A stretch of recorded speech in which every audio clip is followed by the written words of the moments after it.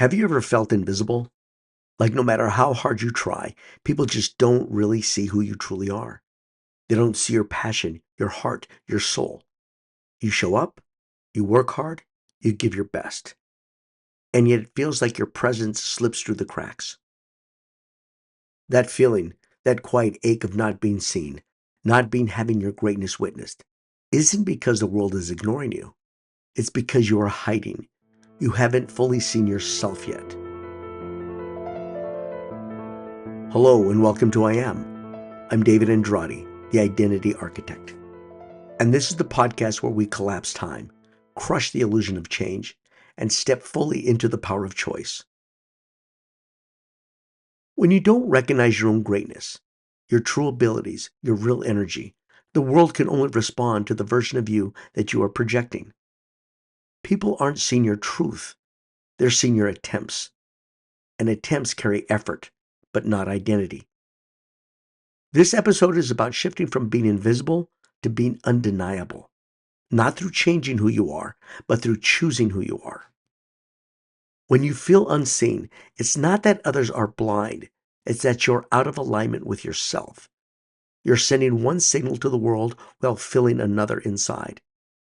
Psychologists call this incongruence. It happens when your inner self and your outer image don't match. You might be working to improve your worth, while deep down feeling unsure if you even deserve to be in the room. You might be performing confidence, but your energy is quietly whispering uncertainty. And the truth is, people can feel it. We're wired for it. Your tone, your posture, your micro expressions, they all broadcast your internal identity. Even before you speak, others are reading your energy. So when your actions come from a place of trying to be enough, instead of simply being who you are, people pick up on the effort, not the essence. They respond to what you're doing, not who you are being. That's what invisibility really is. It's not rejection, it's reflection. The world is reflecting back the same lack of recognition you've given yourself. Now, here's where it gets fascinating, because this isn't just psychological, it's biological. Inside your brain is a filter called the Reticular Activating System, or RAS. It decides what gets your attention and what gets ignored.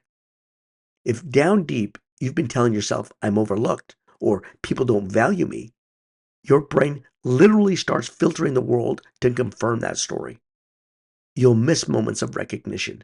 You'll downplay compliments. You'll even overlook opportunities because your identity filter doesn't believe they belong to you. And it's not that life isn't offering you visibility. It's that your brain isn't letting it in. That's why seeing yourself is so powerful. The moment you decide, I am seen, I am capable, I am ready, your nervous system relaxes. Your posture opens, your tone steadies, your presence expands. You stop trying to get noticed. You start being felt. And that's when people finally begin to see you, not as effort, but as energy. Why do we subconsciously want to stay invisible? Why do we cling to the shadows, even while craving to be seen? The truth is, invisibility feels safe. When you're invisible, you don't have to risk being judged, rejected, or misunderstood. You can keep your potential untested, your dreams unchallenged, your truth untouched. The subconscious mind equates invisibility with safety because it remembers pain. If you grew up unseen, unheard, or dismissed, that pattern becomes familiar, and familiarity feels like control. Being unseen becomes a kind of comfort. It shields you from exposure because visibility requires vulnerability, and vulnerability feels like danger to the nervous system. So your mind quietly negotiates. If I stay quiet, I'll stay safe. If no one really sees me, no one can hurt me. But safety without self-expression isn't peace, it's paralysis. And here's the paradox. The very act of hiding becomes the reason you feel disconnected. You start mistaking invisibility for humility when it's actually fear. You start believing you're protecting yourself, when you're really protecting the version of you that doesn't yet believe they are enough. This is why the I am method begins with seeing. Before you can choose your identity, you must acknowledge the part of you that hid in the first place. You don't need to fight it, you need to thank it, because that invisibility once served you. It helped you survive a world that didn't yet match your frequency. But now it's time to evolve from survival to visibility. You're no longer in danger, you're in delay. And delay dissolves the moment you choose. Every time you say, one day I'll be confident, or one day I'll be ready, you push your visibility further away. You place yourself in the state of needing to change. You stretch time. You place your true self in the future, just out of reach. That's what the I am method calls the illusion and lie of change. Change says, I'll be enough once I fix myself. Choice is, I already am, right now. When you choose your identity, your brain instantly rewires how it sees and filters reality. Your body language, voice, and decisions all begin to align with your choice. And here's the simple brain science behind it. When you consciously choose a new state, for example, I am calm or I am confident, your decision-making center takes command. It overrides old emotional habits that were built from fear or doubt. Your mind stops predicting threat and starts broadcasting safety. That sense of safety shifts everything. Your nervous system opens. Your voice carries authority instead of effort. People feel you differently because now you're congruent. You stopped performing and started transmitting. So when you feel unseen, the solution isn't to shout louder, it's to choose clearer. Clarity makes you visible. Choice collapses time because it collapses the distance between who you think you need to become and who you already are. It brings your potential into the present. You stop waiting to be seen because you've already seen yourself. Let's talk about how this shows up in business, because the same pattern hides inside entrepreneurship. If you're an entrepreneur, a creator, or a leader, you've probably felt the same invisibility, but projected it onto your work. Maybe you've said, people just aren't noticing my business, or no one sees how good my product really is. But here's the truth. It's rarely the business that's unseen.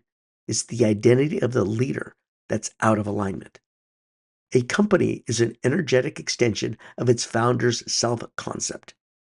The brand mirrors the consciousness of the person behind it. If you see yourself as small, your business will play small. If you see yourself as behind, your marketing will sound like catching up. If you feel invisible, your brand presence, the photos, the tone, the offer will subconsciously communicate invisibility. Your audience isn't ignoring you.